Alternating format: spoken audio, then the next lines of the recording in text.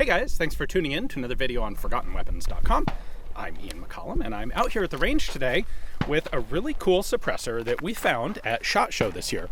This is from a pretty new company called Carbon Research. They've been doing carbon fiber technological research and development for 5 or 6 years now, but they just had their first suppressors actually ready to show on the market at SHOT Show this year. So they offer 3 different versions. They have a 22 caliber, which we don't have out here. And then they have a 9mm aluminum and a 9mm titanium. Now in this case, the aluminum and the titanium refer to the materials used for the end caps and to basically armor the tips of the baffles inside. The baffles themselves and the suppressor body tube are both made out of carbon fiber, which is really cool. It offers, I think, we'll find out when we start shooting this, but it offers 2 benefits. One is weight and one is temperature sensitivity, or how much energy it actually absorbs from the hot propellant gases going through it. So in terms of weight, these are a substantial reduction from traditional metal suppressors. This guy here weighs right about just over 7 ounces, not counting the tri-lug adapter on it. The direct thread version's about 7 ounces, which is substantially less than most of the metal tubes on the market. Their 22 caliber suppressors are more like 2 ounces, which is insanely light. Now, there is still a bit of a question in my mind about the long-term durability of these. Maybe they'll be great for many thousands of rounds. Carbon Research tells me they have one of their early sample cans that has something like 4,000 or 5,000 rounds through it so far without any appreciable problems. I'm looking forward to trying that out myself. But I'm also really curious about how hot these actually get, because carbon fiber doesn't absorb energy as much as metal does. So instead of the propellant gas getting the tube hot, a lot more of that propellant gas will just go out the front hot and leave the tube a little bit cooler. So we have an infrared thermometer out here. We're gonna do some testing on that in a minute. But first, I just want to do a little bit of shooting with this because I haven't actually shot one of these yet. Let's see how it works.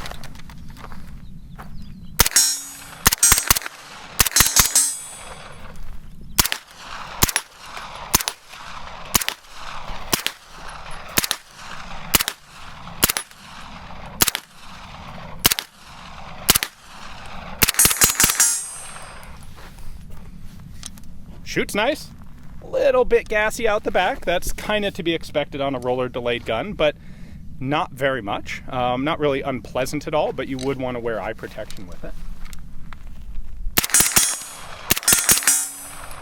Definitely does a nice recoil reduction thing that suppressors always do. I don't know, I put almost a whole magazine through that, and it's kind of warm to the touch, but not super hot.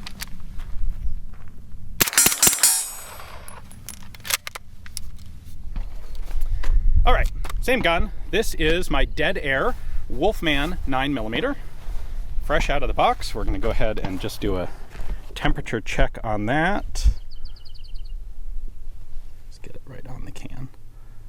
All right, 77 degrees.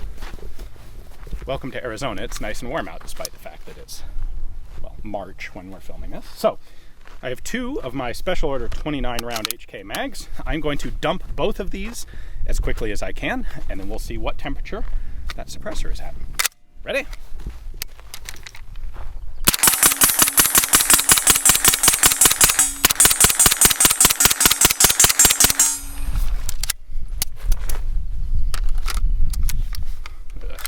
Proper HK procedure. Lock open, mag, whack.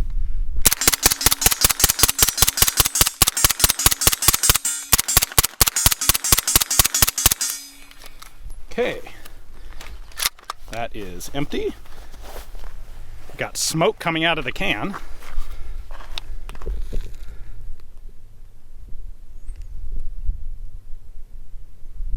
It's fluctuating there.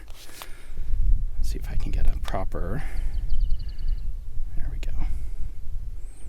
Right on the top of the can, 250 to 260.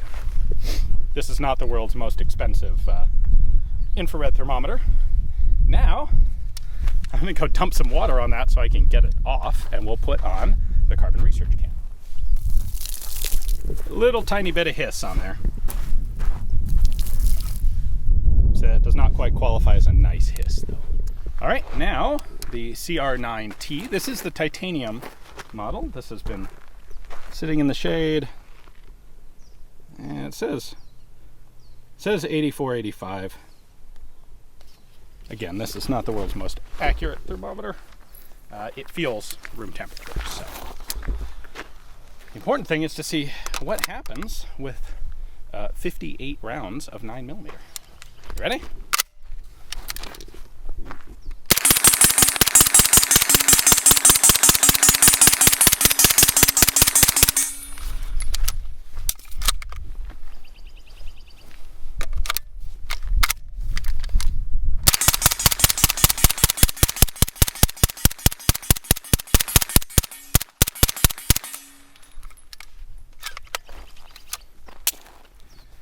Okay.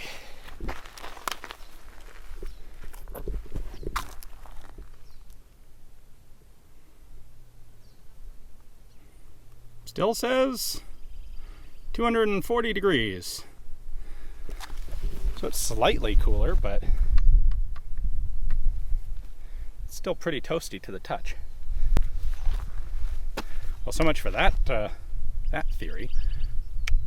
Okay, so that actually didn't stay much cooler, didn't stay as cool as I thought it would. We see about a 10% reduction in heat absorption, in temperature increase in the tube.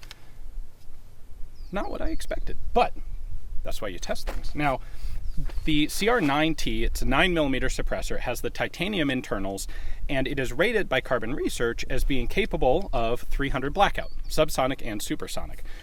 They're currently working on a 5.56 suppressor. Don't have it yet. The aluminum 9mm is limited to 9mm pistol cartridges. The titanium, actually, not only does it have titanium plating the baffles, it also actually has some Kevlar in the body tube wrap itself to help it withstand the higher hoops, give it a higher hoop strength to withstand the pressure of higher pressure cartridges. So when I was looking at a very light 300 capable suppressor, the best application of it that I could come up with, for my own sake at least, is a Honey Badger. The Honey Badger is designed to be a very lightweight rifle to begin with, and has this can nested inside the handguard. The standard Honey Badger can weighs in at 12.3 ounces. This, on my scale, that's 12.3 on my scale. That's a little heavier than they advertised. This also came out a little heavier than advertised on my scale at 7.3. So I'm saving 5 ounces, which is over a quarter pound, which on a rifle that sits about 6 pounds is not a trivial amount of weight, especially when it's all cantilevered off the front of the gun.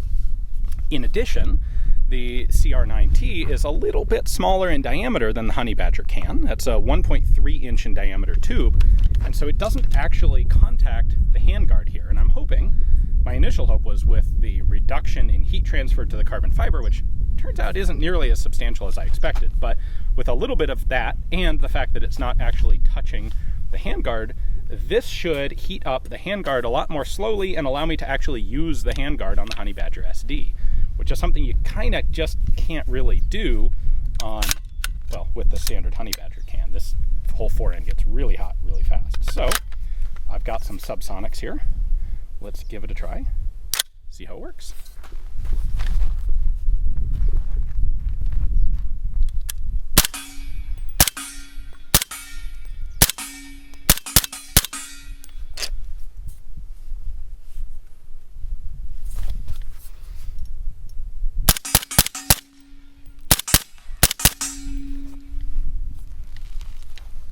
All right, so I should say this is direct thread. It doesn't have the conical taper on it that the Honey Badger can does, so I do need to, I'm checking to make sure that it's not coming loose. Had a little bit of it at first. Be easy enough to adapt an end cap to this to fit the taper lock on the Honey Badger. But like, it's already better than the Honey Badger can with about half a magazine through it. The Honey Badger can, that's about the point where this starts getting pretty noticeably hot to the touch, and it's not yet on this guy.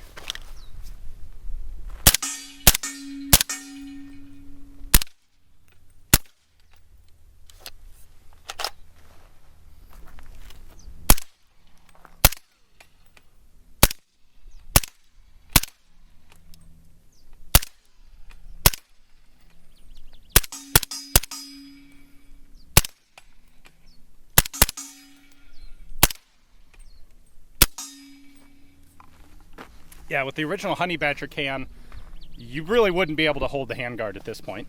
Hence I have the vertical front grip on it. With this, it's just starting to get warm to the touch. Like, this is now on the low end of comfy to grab onto in the winter to cool your hand down.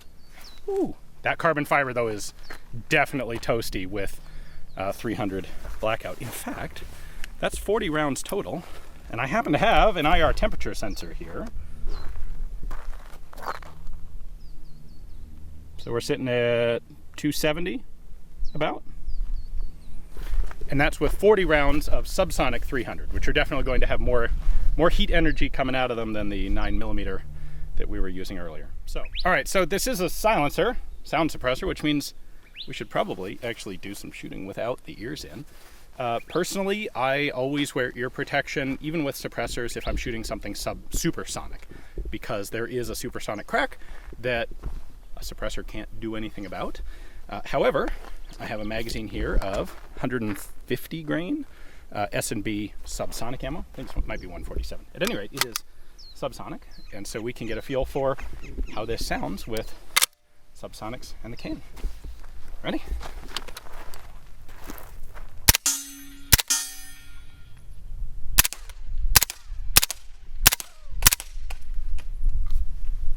That is not in any way unpleasant. Let me put a couple into the dirt so that you can hear just the report.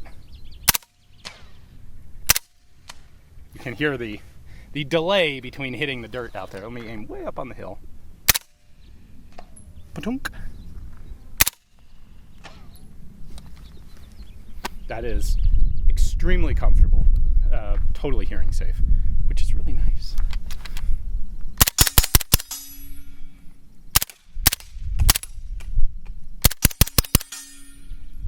And one more way up.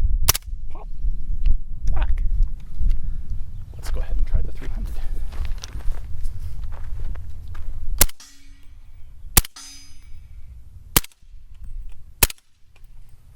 That is definitely louder, but still doesn't seem unpleasant to me. Let me put a couple way up on the hill so you can hear it without a steel. Yeah, that's a louder report. It's a 9mm can being put on a 300 Blackout, so that probably shouldn't be that surprising.